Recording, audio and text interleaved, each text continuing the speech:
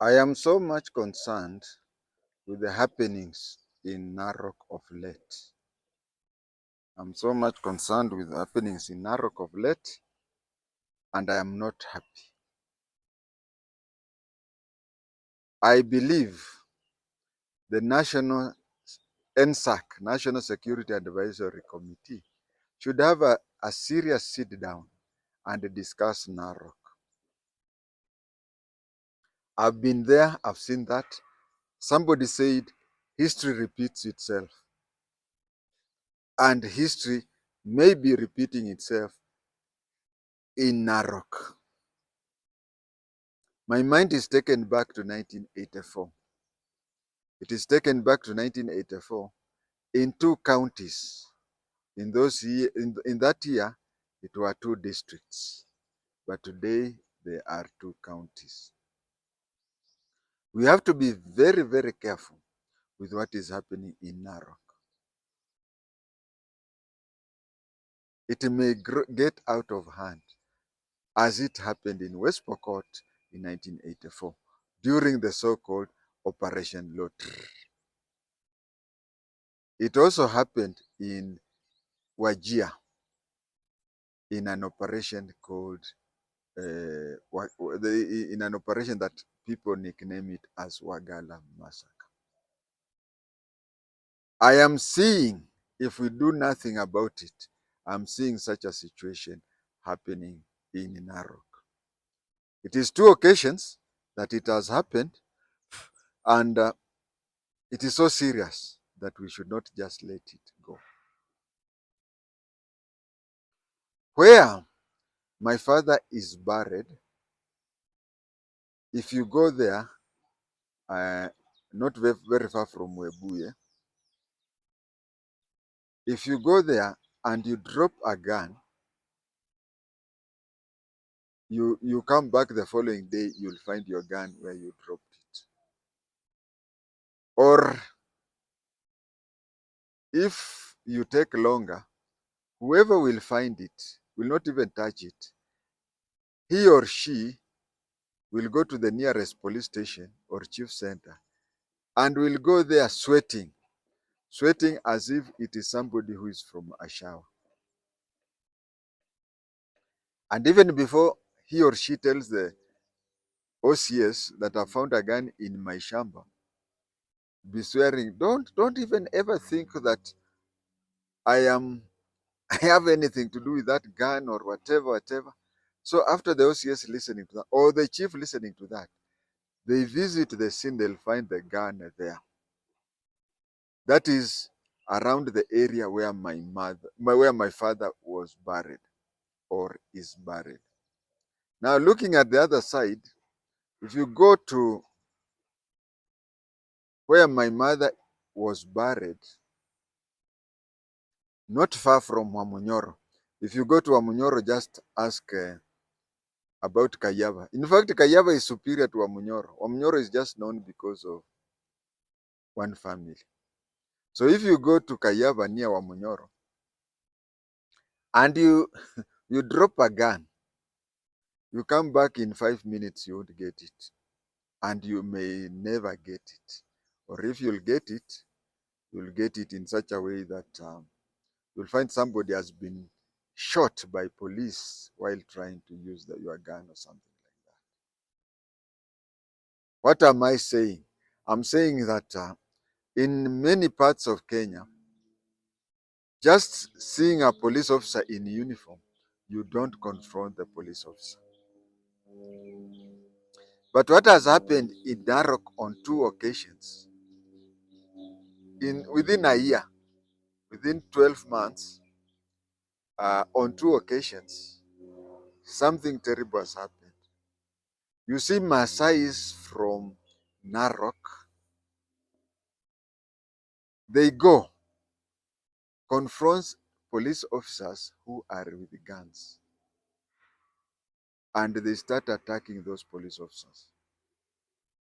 I want to say that I want to congratulate the police or thank them, not even congratulate. I want to thank them for showing a lot of restraint. They show a lot of restraint while in such a situation. Remember, the first time it is that a vehicle came and you see, the roads are meant for vehicles. There is no grass on the road, but there were ships on the road, and a fast moving vehicle hit them and killed several of them. They killed several of the sheep. Now, for reason, I know police. My father was a senior police officer. I myself was a senior police officer. I know the police. So when the Maasai say that they saw a deliberate plan by the police to remove the goats and interfere with the scene and the case would end that way, that was a genuine issue. And if okay, let us assume that it is true, that senior police officers had done that. Why don't you go for the senior police officers? Remember, I was a senior police officer. My father was a senior police officer. Why don't you go for those senior officers for them? Leave alone these constables who have been assigned duties. Now, in that first case, the Maasai started, they attacked him with simis. They attacked with them with the traditional Maasai swords that are called simis. As we speak, the police officer now does not have a hand. Imagine the coolness he had. Never fired in the air, never killed anybody, but as we speak now, he has no hand. One of the hand has been chopped off. We need to have a sit down. We need to have several meetings. It means that for somebody to have that type of anger, and you see, what is he doing? Just because of sheep, 20 of them, I think there were 20 sheep. 20 sheep, you don't even hit anybody with a club. That one came. What did the police bosses do? They transferred the sub-county security team. You see, that is what is now happening. Solutions are coming. Anything happening, transfer the sub-county or even county security team. Bring the new ones. Have we solved anything? No. Then the second one came. Now, this second one came whereby, what do you call these people? The sub-county, another sub-county security committee approved for the surveyors to go and demarcate and issue title deed for group ranches. Some people may not know, but this is how group ranches work. You go to some places, you find that people have personal title deeds, land that is in his or in a family's name.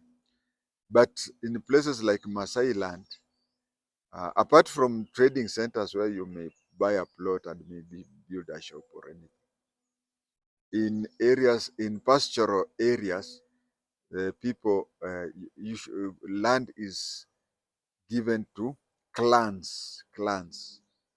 So these people, it is true that they did a wrong mistake, which they should have known, because a month before they brought in the surveyors, they should have met the various clan leaders and discussed jointly and also aside. They should have had various discussions with the various groups. They should have done whatever, so that the day the surveyors come, these clan leaders have already spread information to their clans, and these people would come. For a very noble thing, such as just demarcating the shamba, the group ranch, such a simple thing as demarcating group ranch, brought a lot of suspicion. And in the end, a few police officers had arrows stuck to their heads. And those police officers were very good. They never even fired in the air. They restrained themselves. Upon their recovery, these are the people who are supposed to be. They are constables. If I were to be in the National Police Service Commission, I would have appointed them senior sergeant with immediate effect. From constable to senior sergeant with immediate effect. Why? Something touching your head or whatever, it may result in mental problem and whatever. So you'll not work. You need a lot of, you see, leave alone this. You know, we talk about those askaris having good insurance cover and so on and so on. That is okay. But then for somebody who is sickly, he or she needs special diet. There is other expenses apart from medical, and that those expenses can be taken care of through a higher promotion. I'm saying so because a senior sergeant and an inspector of police, they are on the same job group. Of course, they say police grade 5 and police grade 4. But if you go to civil service, they are in job group J. The senior sergeant is on a lower job group J, and an inspector is on an upper job group J. So I talk of being a senior sergeant because in the police force, there is no definition of a job of a senior sergeant. You just stay there. There is a sergeant even goes to be line sergeant, major, such a thing.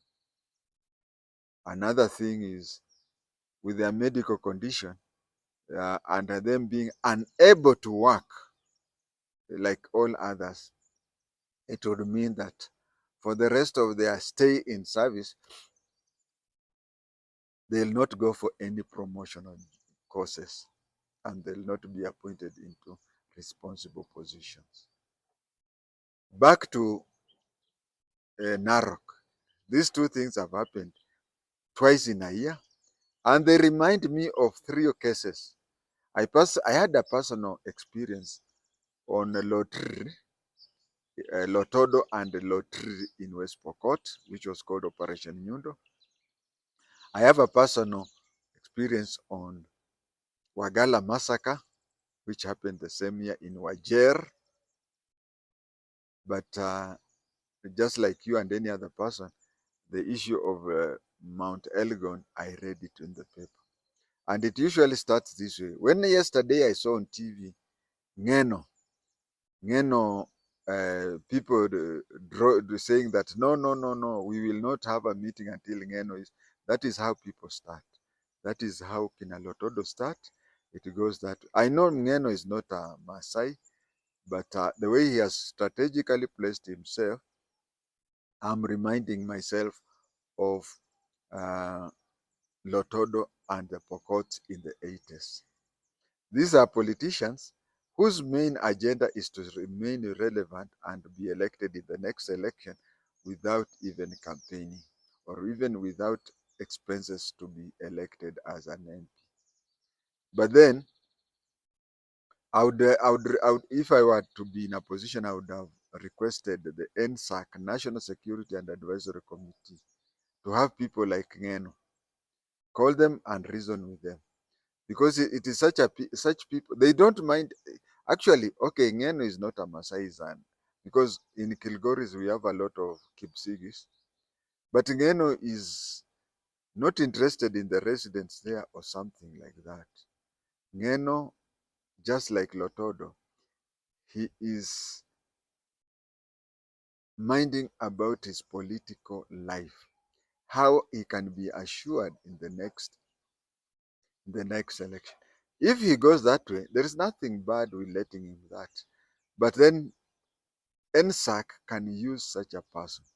Now that he has people on the ground who really nearly worship him, then we can use such people like not Professor Ngeno, but Honorable Ngeno.